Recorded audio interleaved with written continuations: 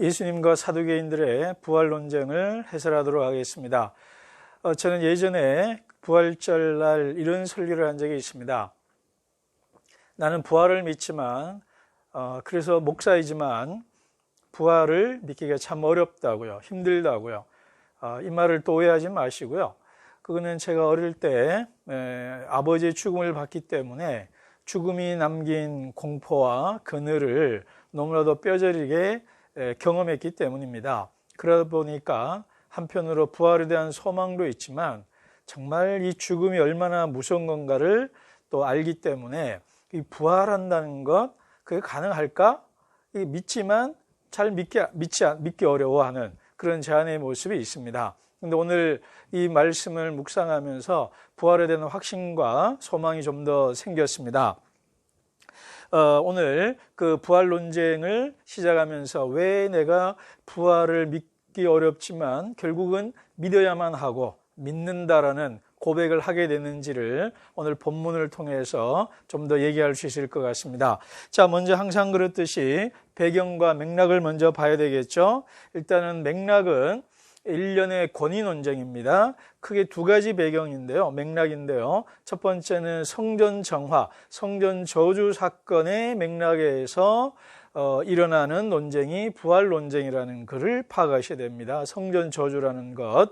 두 번째는 일련의 논쟁의 맥락이라는 겁니다. 그래서 첫 번째는 권위 논쟁, 두 번째는 세금 문제, 그리고 이제 세 번째로 부활에 대한 논쟁을 지금 하고 있습니다. 그런데 이 네 가지 논쟁을 가만히 보면요, 당대 이스라엘 종교 내의 대표적인 세력들의 한 사람 한 사람 대결하는 것을 보게 됩니다. 그러니까 여러분 우리 쿵호나 무술 영화나 삼국지 보면 혼자서 몇 명과 싸우는 거 나오죠. 그래서 한 번에 덤벼드는 것이 아니라 한 명하고 일합을 겨누고 또 다음 하듯이 마치 그런 장면이 연상이 됩니다. 자, 일단 오늘 이 본문의 이 질문하는 배경은 신명기입니다. 그리고 이 신명기에는 몇 가지 이 학자들의 번역 용어를 보면 아직 통일이 안 돼 있는 것 같아요. 그래서 계대법, 수원법, 형사, 치수제 뭐 이런 여러 가지 합니다.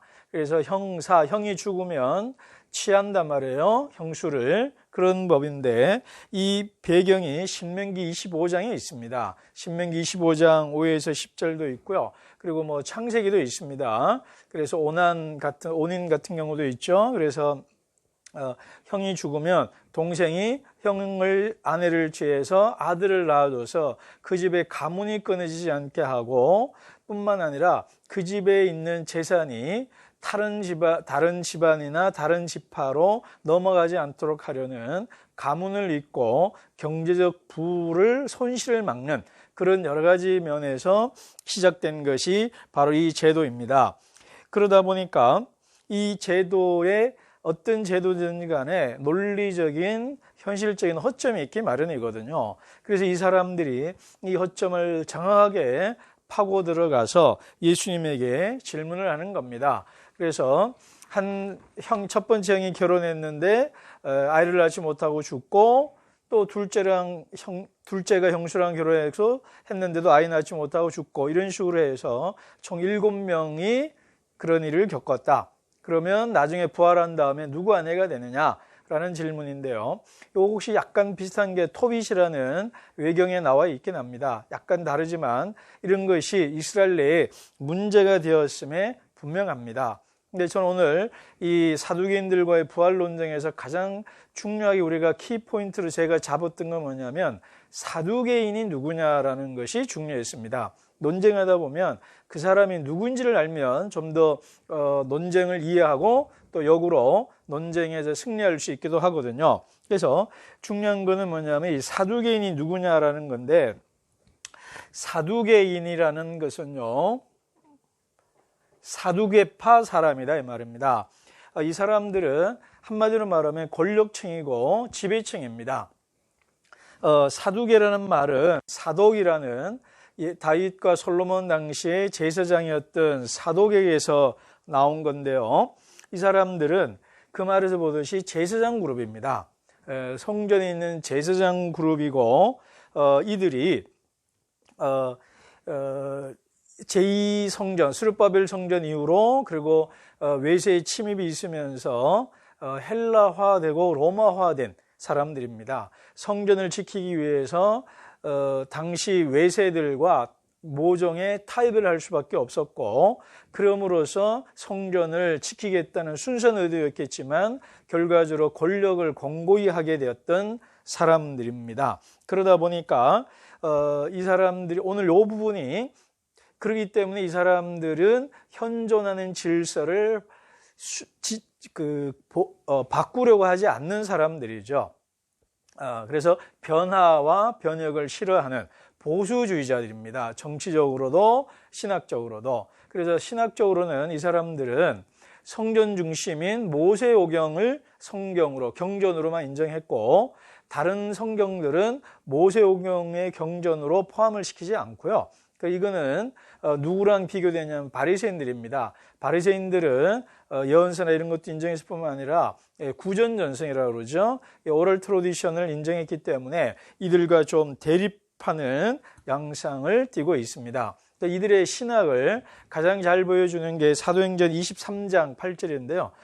바울이 공회에 잡혀갔을 때 양쪽을 보니까 바리새파도 있고 사두개파도 있단 말이에요. 그래서 바울이 이렇게 외치죠. 나는 부활도 믿고 천사도 믿고 영혼도 믿고 그래서 그것 때문에 이런 고난을 당합니다 라고 말을 했더니 그 자리에서 사두개파와 바리새파가 막 싸우죠. 그걸 이용해서 이제 빠져나오는 그런 장면이 나옵니다. 그래서 이 사두개인들은 세 가지를 안 믿어요. 그 본문에 하면 부활을 믿지 않고 천사를 믿지 않고 영혼을 믿지 않아요. 이 세 가지 같이 연동되어 있습니다. 그래서 부활을 믿지 않는다는 것은 인간 죽은 다음에 내세를 믿지 않는다는 거고, 그 말은 뭐냐면 초월을 부정한다는 겁니다. 초월을. 저는 오늘 이 단어를 좀 강조하고 싶어요. 사두개인들은 초월과 변화를 거부하는 사람들이다 이 말이에요. 그 말은 뭐냐면 현세적이고 세속적인 사람들이다라는 것입니다. 그래서 이들의 신학 또는 정치적 이념은 변혁과 변화를 거부하는 현세주의자고 세속주의자고 기득권이고 지배 세력이다라는 겁니다. 그것이 부활 사상과 연결되어 있는 거예요. 내일을 믿지 않는 사람들, 오늘이 중요하다고 생각하는 것, 그리고 현재 지배체제 시스템을 바꾸기를 원하지 않는 사람들이기 때문에 부활을 거부한다라는 거고, 예수님이 부활을 말씀하실 때는 요 면과 같이 맞대기를 하는 면이다라는 겁니다. 그래서 예수님은 세상의 변화를 또 이 세상의 하나님 나라를 가져오기 위해서 오셨기 때문에 부활과 함께 초월과 변혁을 주장하는 거죠. 자, 먼저 예수님의 대답에서 뭔가 여러분 느끼셨나요? 뭔가 날이 서 있지 않습니까? 까칠하고요. 제가 이렇게 보니까 좀 예수님에게는 좀 짜증이 나신 듯한 그런 인상을 받았습니다. 24절에 보면 너희가 잘못 생각하고 있다고 대번에 들어가죠. 그러니까 너희들 틀렸어 뭐 이러죠. 그 다음에 26절에 보면 읽어봤느냐라고 모세오경을 읽어봤느냐라고 말을 해요. 그 말은 그냥 질문을 위한 질문도 있지만 눈은 어디다 두고 그런 것도 못 봤냐? 읽긴 읽었냐? 읽어도 왜 그따로 읽느냐 하는 어떤 분노와 짜증 섞인 어떤 그런 뉘앙스를 저는 봤습니다. 그리고 27절에 보면 마지막으로 크게 잘못 생각했다 그래요. 그러니까 너네들이 성경을 제대로 봤냐 이 말이에요. 그리고 너희들의 잘못된 이념과 이데올로기 때문에 성경을 왜곡하고 뒤집고 있다 이 말이에요. 그리고도 성전밥 먹고 사냐 하는 예수님의 이글거리는 분노, 그리고 이 한숨, 한탄, 짜증 뭐 이런 것들이 좀 느껴져요. 그러면서 예수님의 대답은 크게 두 가지를 얘기를 하죠. 첫 번째, 너희가 성경도 모르고 하나님의 능력도 모른다 그래요. 성경과 능력인데 대답은 능력에 대한 얘기를 먼저 하고 성경에 대한 얘기를 합니다. 그래서 먼저 하나님의 능력에 대한 얘기를 해야 될 텐데요. 예수님은 그러죠. 너희들이 사람의 능력을 모른다. 뭘 모르냐? 사람이 죽은 다음에는 요지는 천사와 같아서 장가도 안 가고 시집도 안 간다 그래요. 자, 이 말 속에 능력도 모르냐 이 말에 첫 번째가 뭐냐면 너희들은 하나님 인간의 생물학적인 몸을 바꿀 능력이 없냐라는 질문을 하는 겁니다.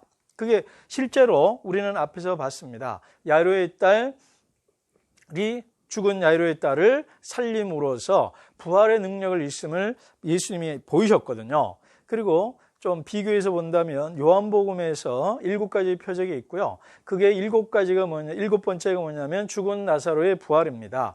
그리고 문제는 죽은 나사로의 부활이 결정적으로 예수님이 죽어야 되는 이유로 요한복음에 기록이 되어 있어요. 그렇기 때문에 예수님께서는 어찌됐든 부활의 능력이 있음을 실제로 보여주셨거든요. 죽은 자를. 그런 능력이 있다라는 거고요.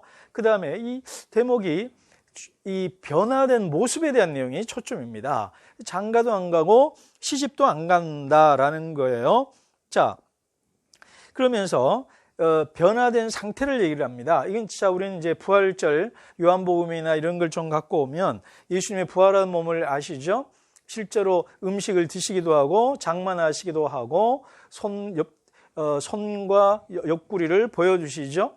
그래서 그 몸의 연속성은 있습니다. 그런데도 제자들이 문을 닫고 있는 공간에 그대로 들어오시죠. 그래서 공간을 그냥 통과하고 이런 벽을 통과하고 들어오신 거죠. 이런 거를 보면 인간의 몸의 연속성은 있으면서도 뭔가 차이점도 있다는 것을 느껴요. 자, 근데 여기서 중요한 포인트가 장가가고 시집가지 않는다라는 거예요. 자, 이 말을 가지고 우리가 자꾸 섹스를 할 거냐 아니면 그 이전의 결혼 부부 관계가 죽은 다음에는 그러면 남남이 되느냐 아니면 좀 더 친밀한 관계가 되느냐 뭐 이런 얘기를 자꾸를 하는데 저는 어떻게 해석을 했냐면 앞에 누가 내 어머니고 아내냐 내 형제냐 하는 대목을 연상하시면 될 것 같아요. 그러니까 하나님 나라, 예수님이 도래하는 예수님으로 인해서 오게 될 그 하나님 나라는 혈연에 의한 가족 공동체가 중심이 되는 것이 아니라고 그랬거든요. 바로 혈과 육이 아닌 신앙과 믿음으로 상대가 누구든지 간에 하나님의 자녀, 하나님의 형상이라는 것만으로도 한 가족이 될 수 있는 나라, 공동체가 교회고 하나님 나라라 그랬거든요. 그렇기 때문에 또 소작인 비유에서는 이 포도원을 다른 사람에게 넘긴다 그랬거든요. 그렇기 때문에 그리고 박해도 받지만 형제와 또 자매 그리고 아버지 어머니를 100배나 받는다 그랬단 말이에요. 그렇기 때문에 부활한 다음에 가족 관계는 혈과 육의 관계가 아닌 영적인 신앙과 믿음과 고백에 의해서 모두가 한 가족이 되는 세상, 혈연을 뛰어넘는 세상이 될 거다. 부활한 상태의 인간의 몸은 그렇다라는 것입니다. 바로 그렇게 하실 수 있는 능력이 있고 그것이 바로 천국이고 진정한 성경 공동체고 하나님 나라다. 이것이 예수님의 대답입니다. 자, 이제 성경에 대한 얘기로 넘어가겠습니다. 너희가 성경도 모른다 그랬는데요. 토론할 때 상대방이 인정하는 권위, 인정하는 기준을 갖고 토론을 해야 설득력이 있고 승리도 하겠죠. 그래서 이들은 모세오경만 인정한다고 그랬잖아요. 그리고 이 본문이 학자들이 하면 신명기 말씀이거든요. 신명기 말씀이기 때문에 신명기 말씀을 받아들여서 그걸로 얘기를 해야 되거든요. 자, 그렇다면 그래서 예수님이요 다른 데 있는 예언서나 이런 데 있는 이사야나 다니엘서에 있는 구절이 아니고 모세오경을 갖고 오고요. 모세오경 중에 학자들이 하면 이 질문이 신명기에 있다고 그래요. 근데 예수님은 출애굽기로 갖고 옵니다. 여러분 여기 좀 간단한 상식이랄까요? 중요한 또 배경되는 지식인데 모세오경 내에서도 한 권을 뽑는다면 결국 출애굽기입니다. 레위기를 말하는 분도 있는데요. 하나님의 구원 사건인 출애굽기가 모세오경 전체와 이스라엘 구약 성경 전체를 결정짓는 거거든요. 신약으로 내려오면은 우리 신약의 예배의 핵심이 뭡니까? 예수의 십자가의 죽으심과 부활을 기억하고 기념하는 것이 신약 교회의 신앙이고 예배고 핵심이죠. 그렇다면 구약 신앙의 핵심은 뭐냐면 출애굽 하나님을 기억하고 기념하고 기뻐하고 살아내는 겁니다. 그렇기 때문에 출애굽기의 예 하나님을 가지고 얘기를 해야 사두개파의 논리를 이길 수가 있는 거죠. 자, 그래서 인용한 구절이 출애굽기 3장 15절입니다. 그래서 제가 이 구절을 찾아서 읽어봤어요. 그랬더니 아브라함과 이삭과 야곱의 하나님 앞구절이 우리가 그 유명한 3장 14절 나는 스스로 있는 자다 하는 대목이고요. 그 다음 구절이 뭐냐면 아브라함과 이삭과 야곱의 하나님이 너희들의 울부짖는 소리를 듣고 내가 너희를 구원하러 돌보러 오신다. 이 내용이 들어가 있어요. 자, 그렇다면 요 구절의 맥락을 설명하기 전에 먼저 그냥 문자적으로 그 내용부터 얘기를 하겠습니다. 그래서 살아있는 자의 하나님이라는 말은 뭐냐면 하나님이 그 모세에게 한 말이 그거죠. 나는 아브라함과 이삭, 야곱 그들은 죽어 있지 않고 살아 있다라는 거예요. 이 말은 뭐냐면 하나님이 아브라함과 맺은 언약은 약속이라는 것은 상대방이 죽게 되면 약속이 취소되는 거잖아요. 폐기되는 거잖아요. 근데 아브라함과 맺은 언약으로 너희들을 구원한다라는 말은 아브라함이 살아있다라는 말이라는 거죠. 그렇기 때문에 그들은 너희들이 나이 들어 죽긴 죽었지만 하나님 안에 살아있다라는 거예요. 그렇기 때문에 하나님은 사는 자의 하나님이란 얘기고 그래서 부활은 있다 이 얘기를 하는 거고요. 제가 이제 맥락 설명했죠. 그 출애굽기 3장 15절 9절에 앞뒤 구절을 보면 자, 그걸 가지고 설명하겠습니다. 그 전에요. 제가 추석을 좀 열심히 보는데 이 구절을 강조하는 학자가 안 보이더라고요. 예수님이 그러죠. 가시덤불 얘기를 하잖아요. 떨기나무. 때 얘기를 하겠다. 근데 떨기나무 부분을 아무도 주목하지를 않아요. 근데 그 떨기나무가 참 재미있습니다. 팔레스타인이나 모세가 양을 치던 그 광야에서 그거는 흔한 잡목이고요. 그게 풀에 가까운 것들이고요. 나무라기도 보다는. 그리고 그것은 뜨거운 태양빛이 내리쬐면은 그냥 불에 타서 없어진다라는 거예요. 근데 모세가 보니까 불이 확 붙었는데 불이 꺼지거나 사그라들지 않고 있더란 말이에요. 그래서 이상해서 다가간 거거든요. 이게 무슨 상징이냐면 태양은 파라오, 태양신의 아들인 파라오를 상징할 거고 그렇게 그 뜨거운 태양빛의 열로만으로도 없어지는 그런 연약한 그것은 바로 이스라엘 백성을 상징하는 겁니다. 그러니까 하나님께서 함께 하시는 그는 사그라지지 않는다. 부활한다는 것과 연결되어 있다라는 것이고요.